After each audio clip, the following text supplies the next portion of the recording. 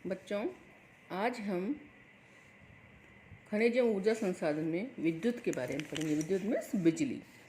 आप जानते हो कि आज ऐसा समय है कि हम बिना बिजली के नहीं रह सकते। जितने भी कल कारखाने हैं, जितना भी ऊर्जा संचालित साधन हैं, वो ज़्यादातर बिजली से चलाए जाते हैं। आप कल्पना कीजिए कि आपके घर में सुबह मान लो लाइट नहीं आती है तो पानी नहीं आता है। पानी नहीं आता है, क्या कारण है इसका? कि हम पानी जो है वो पानी के मोटर से खींचते हैं, और अगर लाइट नहीं आती है तो मोटर नहीं चलती है।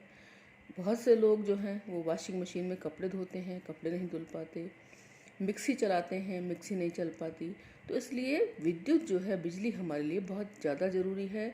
बहुत सारे कारखाने जो हैं वो बिजली से चलाए जाते हैं, और आपने देखा भी होगा कि बहुत समय हमारे यहाँ बिजली की कटौती भी होती है, क्योंकि बिजली पैदा कम होती है और उसका उपयोग करने वाले लोग बहुत ज़्यादा हैं। इसलिए हमें बिजली का कम उपयोग करना चाहिए। जब हम घर से बाहर जाएं तो हमें सारे लाइट पंखे वगैरह बंद कर जाने चाहिए। इसके अलावा हम बिना बात अलग अलग कमरों में बैठकर लाइट का दुरुपयोग ना करें। हम एक साथ बैठें, क्योंकि आजकल आपने देखा होगा कि बहुत से घरों में कूलर एसी चल रहे हैं। जब कई सारे घरों में कूलर और एसी चलते हैं तो लाइट पर बहुत ज़्यादा दबाव पड़ता है, जिसकी वजह से क्या होता है कि आपका कूलर या एसी नहीं चल पाता है।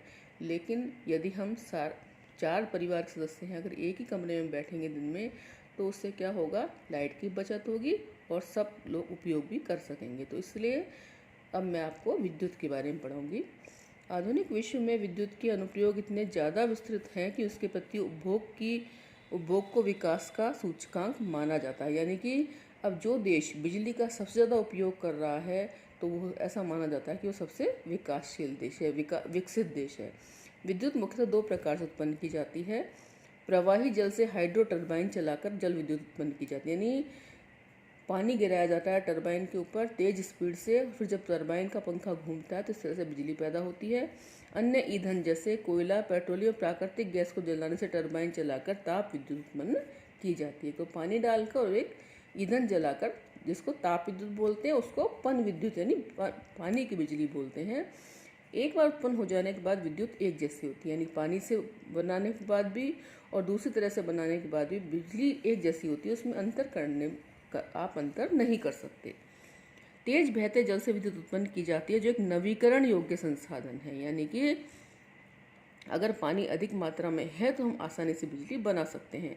भारत में अनेक बहुउद्देशीय परियोजनाएं मतलब बहुत सारे बांध हैं बड़ी बड़ी नदियों पर, जिनसे विद्युत उत्पन्न की जाती है, जो विद्युत ऊर्जा उत्पन्न करती है, जैसे भाखड़ा नागल, दामोदर घाटी कॉरपोरेशन और कोयली हाइड्रल परियोजना आदि। ताप विद्युत कोयला, पेट्रोलियम तथा प्राकृतिक गैस के प्रयोग से उत्पन्न की जाती है।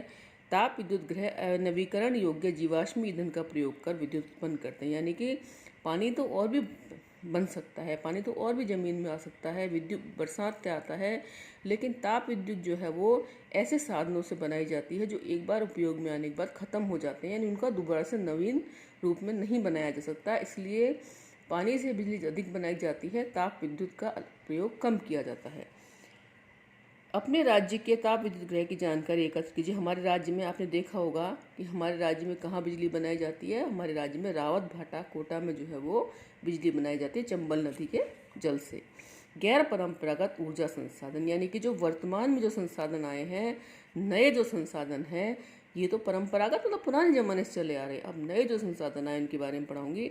ऊर्जा के बढ़ते उपयोग ने देश को कोयला, तेल और गैस जैसे जीवाश्म ईंधनों पर अत्यधिक निर्भर कर दिया है। गैस व तेल की बढ़ती कीमतों तथा इसकी संभाव्य कमी ने भविष्य में ऊर्जा आपूर्ति की सुरक्षा के प्रति अनिश्चितताएं उत्पन्न कर दी, क्योंकि ज़मीन से जैसे जैसे हम कह रहे हैं कि पानी नीचे जाता जा रहा है, ऐसे ऐसे पेट्रोल वगैरह पदार्थ भी ख़त्म होते जा रहे हैं, और हम इनका जितना ज़्यादा उपयोग करेंगे बच्चों, उतना ही ये ज़मीन में ख़त्म हो जाएंगे। फिर एक समय ऐसा भी आ सकता है जब बहुत ज़्यादा दाम होने पर भी हमको वो चीज़ ना मिल पाए। इसके राष्ट्रीय अर्थव्यवस्था वृद्धि पर गंभीर प्रभाव पड़ते हैं। इसके अतिरिक्त जीवाश्म ईंधनों का प्रयोग गंभीर पर्यावरणीय समस्याएं उत्पन्न करता है। अतः नवीकरण योग्य ऊर्जा संसाधनों जैसे सौर ऊर्जा, पवन ऊर्जा, ज्वारीय ऊर्जा, जैविक ऊर्जा, तापशिष्ट पदार्थ जनित ऊर्जा के उपयोग की बहुत ज़्यादा जरूरत है। हम परंपरागत साधनों का उपयोग करते हैं तो उसमें क्या है, पेड़ पौधे काटने पड़ते हैं कोयले के लिए, ज़मीन में से कोयला खोदना पड़ता है। इसके अलावा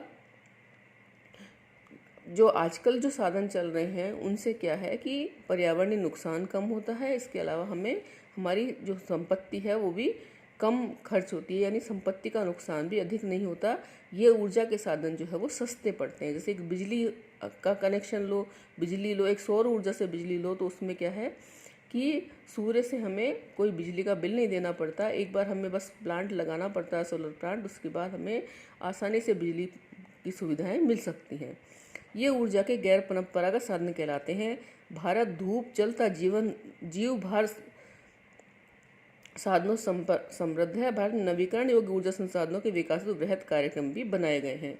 परमाणु अथवा आणविक ऊर्जा, आपने अणु और परमाणु के बारे में पढ़ा होगा साइंस में। परमाणु अथवा आणविक ऊर्जा अणुओं की संरचना को बदलने से प्राप्त की जाती है। जब ऐसा परिवर्तन किया जाता है तो ऊष्मा के रूप में काफ़ी ऊर्जा विमुक्त होती है। जब अणुओं की संरचना बदली जाती है तो उससे काफ़ी ऊर्जा प्राप्त होती है और काफ़ी ऊष्मा होती है, काफ़ी ऊर्जा निकलती है और इसका उपयोग विद्युत ऊर्जा उत्पन्न करने के लिए किया जाता है। यूरेनियम और थोरियम ये परमाणु ऊर्जा के दो स्रोत हैं जो झारखंड और राजस्थान की अरावली पर्वत श्रृंखला में पाए जाते हैं। का प्रयोग परमाणु ऊर्जा अथवा आणविक ऊर्जा के उत्पादन में किया जाता है। इसके अलावा केरल जो एक राज्य है उसमें मिलने वाली एक तरह की रेत होती है मोनाजाइट, जिसमें भी थोरियम की मात्रा पाई जाती है। सौर ऊर्जा, जैसा कि आपने सोलर प्लांट जगह जगह लोगों के लगे देखे होंगे। भारत एक उष्णकटिबंधीय देश, उष्णकटिबंधीय यहाँ पर गर्मी बहुत ज़्यादा पड़ती है। सौर ऊर्जा के दोहन की असीम संभावना है। हमारे यहाँ सूर्य का प्रकाश जो है वो वर्ष में काफ़ी समय तक हमें पर्याप्त मात्रा में मिलता है, ऊष्मा पर्याप्त मात्रा में मिलती है। फोटोवोल्टाइक प्रौद्योगिकी द्वारा धूप को सीधे विद्युत में परिवर्तित किया जा सकता है। भारत के ग्रामीण तथा दूर क्षेत्रों में सौर ऊर्जा तेजी से लोकप्रिय हो रही है। भारत के गाँवों में लोग सोलर प्लांट लगा रहे हैं, उससे क्या है कि बिजली उत्पन्न की जाती है। कुछ बड़े सौर ऊर्जा संयंत्र देश के विभिन्न भागों में स्थापित किए जा रहे हैं। ऐसी अपेक्षा है कि सौर ऊर्जा के प्रयोग से ग्रामीण घरों में उपले यानी जो गोबर के कंडे होते हैं था लकड़ी पर निर्भरता को न्यून किया जा सके। इन लोगों को लकड़ी और कंडे जलाने की आवश्यकता नहीं होगी। सौर ऊर्जा से जो है वो खाना भी पकाया जा सकता है। फलस्वरूप ये पर्यावरण संरक्षण में योगदान देगा और कृषि में भी खाद्य की पर्याप्त आपूर्ति होगी।